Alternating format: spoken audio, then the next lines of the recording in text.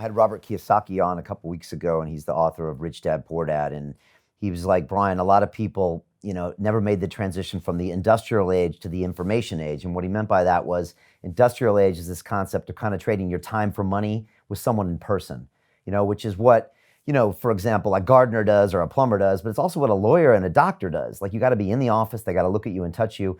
Most of them never got into the information age, even though they're sitting on a mountain of intellectual property, just like you were when you left the SEALs, but you hadn't written Extreme Ownership yet. So you had all this intellectual property in your head, but you hadn't kind of digitized it into a book where it could literally educate millions.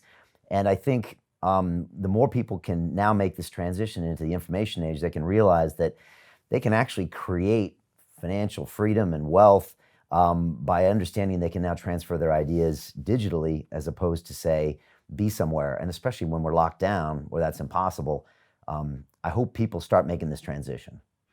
Yeah. And for me, what's even more important is the fact that, look, my mission in life is to help people. That's what I get my reward from. That's what makes me able to sleep at night and feel good about what I did during the day, is getting feedback from somebody, whether it's in their personal life, their professional life, their family life, their business, whatever. If someone comes back to me and says, hey, you told me to do this, I did it, it worked.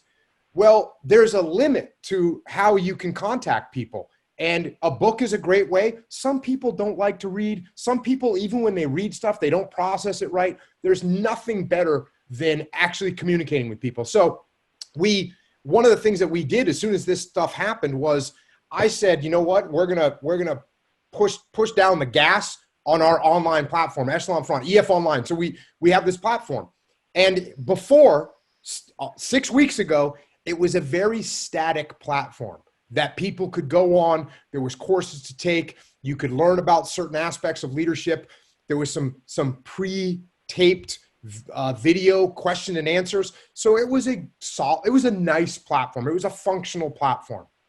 As soon as this happened, I said, you know what? This is our opportunity to reach a much bigger audience face to face. And when I say face to face, I'm talking about what we're doing right now. And so we immediately implemented this. The expansion's been crazy. We actually had to upgrade our platform. We're making that transition now. But what's awesome about it is that instead of me flying across the country to talk to, even if I'm doing a big event that there's 4,000 people at, I just talked to 4,000 people. I can go to my online platform and talk to hundreds of thousands of people and have them be able to ask questions. And we're setting up this whole platform so that people can have really direct interactions with us. So yeah, I think the opportunities are there to do a much better job of what we were doing before at Echelon Front, what I was doing before, and to do a much better job in many different industries now that we have people across the world getting used to this platform.